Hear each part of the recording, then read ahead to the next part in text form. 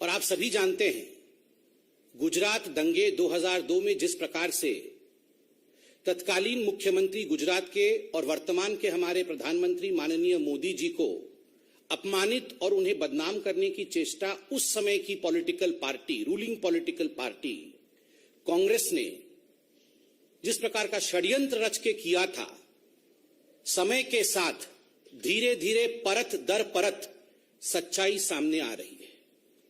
आप सबको अवगत है कि चंद हफ्तों पहले सुप्रीम कोर्ट में जब यह केस कंक्लूड किया था तो सुप्रीम कोर्ट ने कुछ सख्त टिप्पणी की थी। केवल टू रिफ्रेश द मेमोरी, आपके याददाश्त को ताजा करने के लिए वो 2 लाइन सुप्रीम कोर्ट से मैं पढ़ना चाहता हूं, क्योंकि आज जो प्रेस कॉन्फ्रेंस है इसी संदर्भ में है।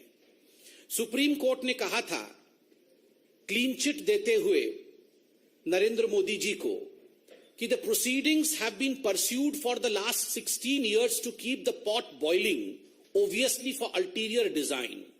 All those involved in such abuse of process need to be in the dock and proceeded with in accordance with the law. कुछ ऐसे लोग थे जो जानबूझ के अपने अल्टीरियर डिजाइन, अपने षड्यंत्र के कारण, अपने मकसद के कारण पॉट बॉइलिंग अर्थात इस पूरे विषय को जीवित रखने का काम कर रहे थे और अतथ्य प्रस्तुत कर रहे थे। अब समय आ गया है, ये सुप्रीम कोर्ट ने कहा था कि इन लोगों के ऊपर भी कानून का सिकंजा कसे और इन लोगों को भी जुडिशियल ट्रायल फेस करना पड़े। यह सुप्रीम कोर्ट की सख्त टिप्पणी थी और मीडिया ने रिपोर्ट किया था। इसके पश्चात कुछ लोगों की गिरफ्तारी हुई। Teesta Setalvad, B Sri Kumar, IPS officer Sanjiv Bhatt, कुछ लोग गिरफ्तार हुए। उनके ऊपर एक एसआईटी बैठाया गया था। आज सुबह से मीडिया रिपोर्ट के माध्यम से देश देख रही है कि ये जो एसआईटी है, एसआईटी ने अपने एफिडेविट को कोर्ट में सबमिट किया है। एफिडेविट ने अपने जांच को कंक्लूड करके ये जो रिपोर्ट रखा है, बहुत सारे सत्य को ये सामने लाती है। It reveals shocking truth, shocking facts have come to the fore after the SIT report in front of the court. बहुत स्पष्ट रूप से यह एफिडेविट कहती है कि तीस्ता सितलवाड़ और उनके साथी, उनके सहयोगी जो काम कर रहे थे, वो मानवता के लिए काम नहीं कर रहे थे। वो एक पॉलिटिकल डिजाइन के साथ, एक पॉलिटिकल ऑब्जेक्टिव के साथ, एक राजनैतिक मंसूबे के साथ काम कर रहे थे। और उनका मंसूबा क्या था?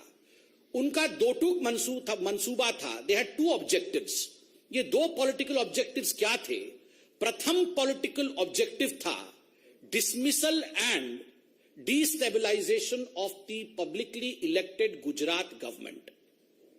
उस समय जो राज्य की सरकार थी गुजरात में, किस प्रकार से उसे बर्खास्त किया जाए और उसे अस्थिर बनाया जाए, यह प्रथम राजनीतिक मनसा, यह प्रथम पॉलिटिकल ऑब्जेक्टिव तीस्ता सितलवाड़ और उनके मित्रों का था, उनके साथियों का था। और जो दूसरा मनसा था, the second political objective was to frame innocent people in Gujarat riot 2002, जिसमें आदरणीय प्रधानमंत्री नरेंद्र मोदी जी का नाम भी शामिल है। किस प्रकार से नरेंद्र मोदी जी के नाम को शामिल किया जाए, किस प्रकार से उन्हें अपमानित किया जाए, उनको किस प्रकार से पदच्युत किया जाए, किस प्रकार से उन्हें परेशान किया जाए, ताकि भविष्य का एक लीडर जो भारतीय जनता पार्टी को आगे लेने की क्षमता जिसमें है, उसे रोका जा सके। इस मनसा के साथ तीस्ता और उनके साथी काम कर रहे थे। ये जो पॉलिटिकल ऑब्जेक्टिव था, इसका खुलासा एफिडेविट में हुआ है। एफिडेविट ने स्पष्ट रूप से कहा है कि ये जो कॉन्स्पिरेसी, ये जो षड्यंत्र है, this conspiracy was to malign the image of Gujarat. केवल नरेंद्र मोदी और केवल राजनीतिक दृष्टिकोण से नहीं, गुजरात किस प्रकार से इसमें उसके चित्र को मलिन किया जाए, इमेज ऑफ गुजरात को धक्का पहुंचे, यह षड्यंत्र भी तीस्ता सितलवाड़ और उनके साथी कर रहे थे। और दुख का विषय है, जो हम कह रहे थे, जो हम सोच रहे थे, जिस पर डिबेट और डिस्कशंस होते थे, आज एफिडेविट में वो हकीकत सामने आया है कि षड्यंत्र तो हुआ, षड्यंत्र के रचयिता कौन थे? Who were the ones who were driving these conspiracies? Ahmad Patel, Shri Ahmad Patel, जो पूर्व के कांग्रेस के दिग्गज नेता, राज्यसभा के मेंबर ऑफ पार्लियामेंट और मुख्यतः chief political adviser to the then Congress president Sonia Gandhi, मैं आज इस मंच से अहमद पटेल जी की शांति की कामना करता हूं। वो आज हमारे बीच में नहीं है और भारतीय जनता पार्टी संवेदनशीलता में विश्वास रखती है। अहमद पटेल तो मात्र एक नाम है, he is just a name. The driving force behind Ahmed Patel was his boss Sonia Gandhi. Ahmed Patel तो मात्र एक नाम है, काम तो सोनिया जी का था।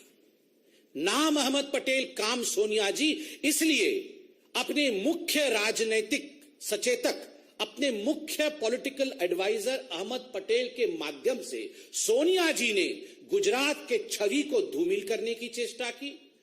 अहमद पटेल जी के माध्यम से सोनिया जी ने नरेंद्र मोदी जी को घेरने की चेष्टा की, उन्हें अपमानित और उन्हें किस प्रकार से निष्कासित किया जाए इसकी चेष्टा की। और ये पूरे षड्यंत्र की रचयिता सोनिया गांधी है। और आगे बड़े स्पष्ट शब्दों में यह एफिडेविट कहती है, मीडिया से हमने एफिडेविट डाउनलोड किया है क्योंकि मीडिया एफिडेविट चला रही है। And I would like to quote from the affidavit, and I quote, the applicant Setalvad held a meeting with Ahmed Patel and received ₹5 lakh at the first instance, where the money was given to her by one of the witnesses on the instructions of Patel. 2 days later, they met at the circuit house at Shahibabad in Ahmedabad, where she received ₹25 lakh more from Patel. This amount was not for relief work, as relief activity was carried out by Gujarat Relief Committee. There were many other political leaders in the meeting. पैसे दिए गए और जो पहला किस्त गया है वो पहला किस्त 5 + 25 अर्थात 30 लाख का पहला किस्त सोनिया गांधी जी ने तीस्ता सीतलवाड़ को दिया।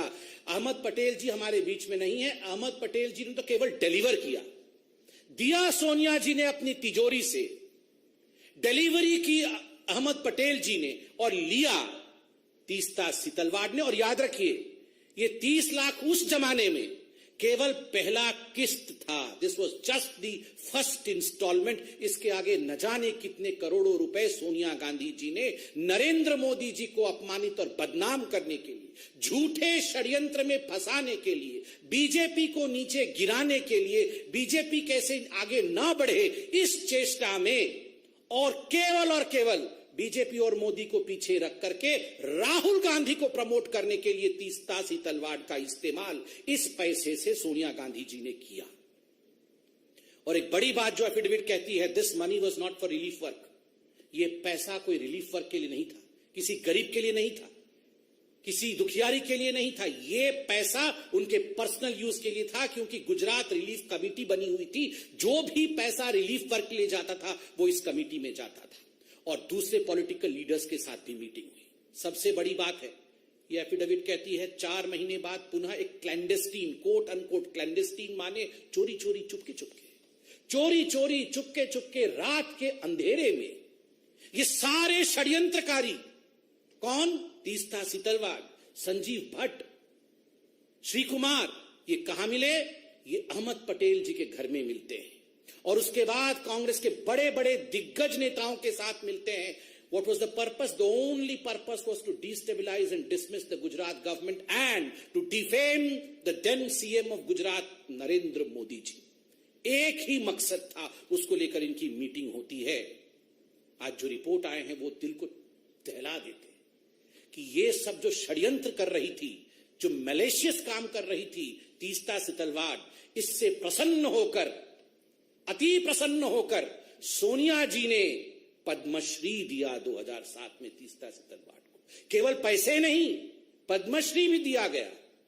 और ये पद्मश्री देने का काम तो अहमद पटेल जी नहीं, ये तो सोनिया गांधी जी खुद कर रही थी, चयन तो वही करती थी।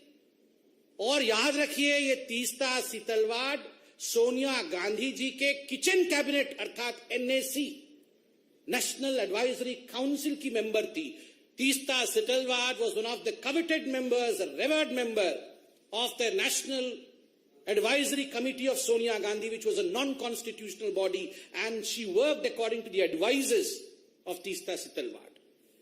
बंधुगण, आज अखबारों में यह भी छपा है कि तीस्ता सितलवाड़ राज्यसभा की सीट चाहती थी, राज्यसभा का नॉमिनेशन चाहती थी। ये तो हम सरकार में आ गए, वरना आज तीस्ता सितलवाड़ हो सकता है गृह मंत्री होती, हो सकता है आज एक बहुत बड़े पद पे होती। किस प्रकार से ये सरकार पहले चल रही थी, और अंत में ये एफिडेविट कहती है miss appropriation of funds for personal use. Personal use के लिए मिस अप्रोप्रिएट किया फंड, और ये जो फंड मिस अप्रोप्रिएट किया, इसका एक एफआईआर हुआ था, फिरोज खान पठान ने किया था गुलबर्ग सोसाइटी के। गुलबर्ग सोसाइटी के खुद फिरोज खान पठान ने किया था कि पैसा तो हमारे नाम पे इकट्ठा किया, म्यूजियम बनाएंगे ऐसा कहा, किंतु ये सारे पैसे आपने खर्च किए अपने ऊपर। और मैं आज एक मोटा सा दस्तावेज लेके आया हूं। ये जो दस्तावेज है, ये बीजेपी का दस्तावेज नहीं, ये हाई कोर्ट ऑफ गुजरात का जजमेंट है। आप सोचिए जरा, सुनिए जरा, मैं पढ़ता हूं। द डाटा रिसीव्ड, मैं आपको एक एक करके पढ़ के सुनाता हूं कोर्ट के ऑब्जर्वेशन क्या था। Money which was meant for the poor and the needy have been misappropriated by the applicants for their own materialistic pleasure and comfort. Huge amount has been used for the purchase of items like wine, shoes, holiday resorts, air tickets, etc. Wine or shoes, holiday resorts. ये है तीस्ता सितलवाड़ की हकीकत। Wine and shoes, resorts, गरीबों के पैसे के ऊपर इस प्रकार का जुल्म। और सुनिए कोर्ट क्या कहती है। The statement of the 13 witnesses recorded till date clearly indicate that not a single rupee is received by them. Them means जिन्होंने केस किया है, by them towards financial aid or rehabilitation or construction of museum.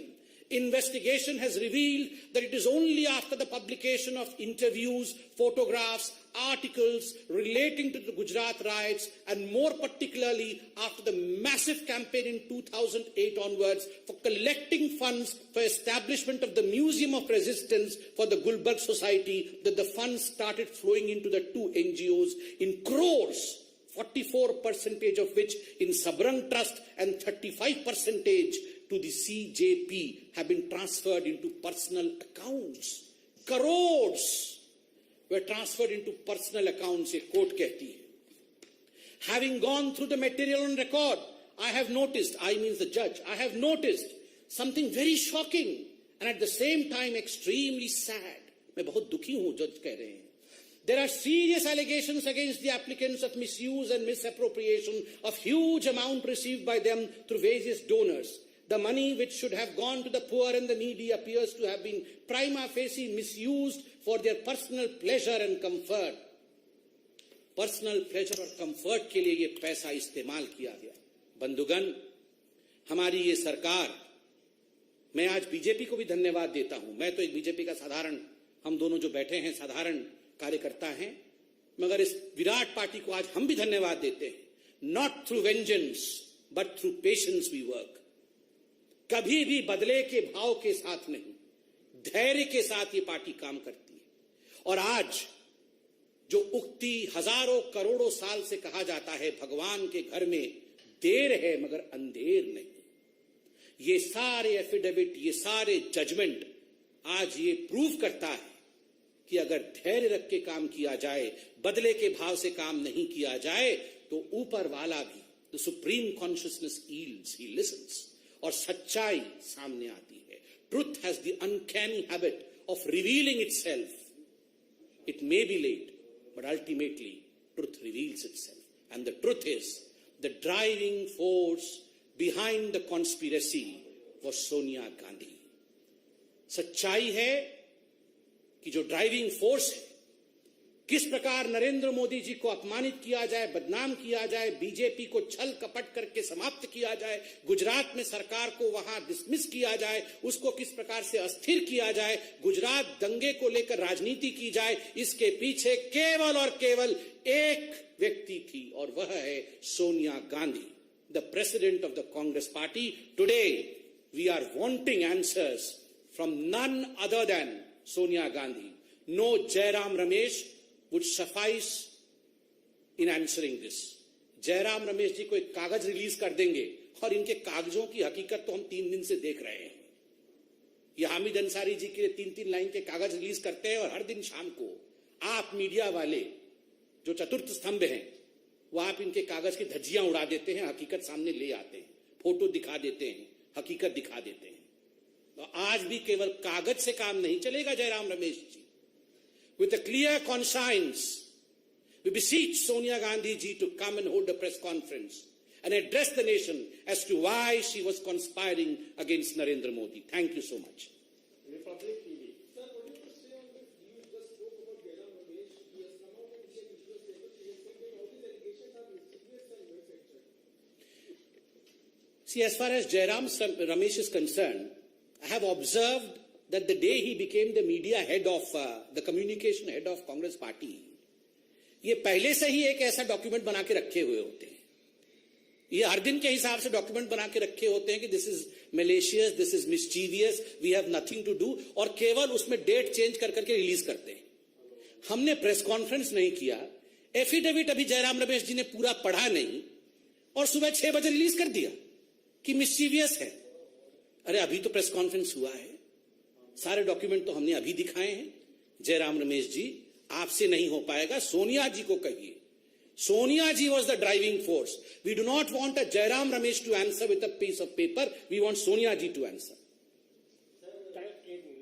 Times now Navarat Ravikant flag. Sandeep ji इस पूरे affidavit पर 2 सफाई आई है, एक Congress party की तरफ से, एक अहमद पटेल के परिवार से। कांग्रेस पार्टी का ये कहना है कि एसआईटी जो है वो सरकार के दबाव में काम कर रही है, इसलिए एसआईटी पर उनको भरोसा नहीं है। अहमद पटेल की फैमिली कर रही है कि जो व्यक्ति डिफेंड करने के इस दुनिया में नहीं है उसका भी इस्तेमाल गुजरात इलेक्शन के लिए किया जा रहा है, क्योंकि गुजरात में विधानसभा चुनाव। देखिए, पहला मैं उत्तर देता हूं जो आपका पहला प्रश्न था कांग्रेस पार्टी की सफाई को लेकर। मैंने अभी अंग्रेजी में भी कहा, मैं हिंदी में कहता हूं कि कांग्रेस पार्टी हर विषय पर यही उत्तर देती है कि ये दबाव की राजनीति हो रही है, एसआईटी दबाव में काम कर रही है। 2 हफ्ते पहले जब सुप्रीम कोर्ट ने जजमेंट दिया, सुप्रीम कोर्ट ने कहा keep the pot boiling for ulterior design. षड्यंत्रकारी पूरे इस षड्यंत्र में शामिल थे, तो क्या ये सुप्रीम कोर्ट दबाव में काम कर रही थी? कांग्रेस क्या कहना चाहती है? ये पूरा देश दबाव में काम करता है? कोई दबाव में काम नहीं करता है। आज सोनिया जी और कांग्रेस पार्टी दबाव में है, क्योंकि आज वो धरे गए, आज वो पकड़े गए और आज उनको उत्तर देना पड़ेगा। जहां तक अहमद पटेल जी का सवाल है, देखिए मैंने बहुत संवेदनशीलता के साथ कहा उनकी आत्मा को शांति मिले। ये अटैक अहमद पटेल पे नहीं है, क्योंकि अहमद पटेल तो केवल एक पॉलिटिकल एडवाइजर थे। He was just a pawn who was used in the hands of Sonia Gandhi. वो तो केवल एक माध्यम थे। षड्यंत्रकारी तो सोनिया गांधी है। उत्तर सोनिया जी को देना पड़ेगा। हम अहमद पटेल जी के परिवार का सम्मान करते हुए उनसे कोई उत्तर नहीं मांग रहे हैं। उत्तर सोनिया जी को देना पड़ेगा, जिनके एडवाइजर अहमद पटेल थे। He was just the medium through which Sonia Gandhi acted.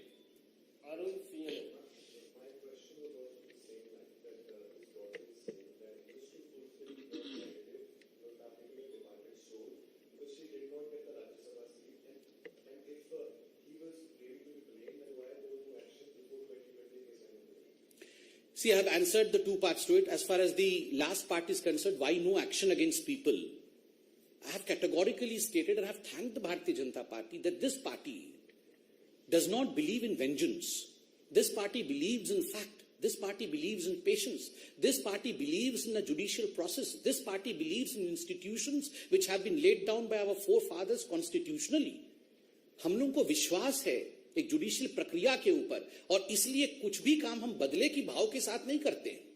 और इसीलिए किसी को घर से घसीट के लाना, किसी को गिरफ्तार करना, ऐसी प्रक्रियाओं पे हम विश्वास नहीं करते हैं। हम debate, discussion, investigation, courts, judicial process, इनमें विश्वास करते हैं। और कोई प्रश्न? धन्यवाद।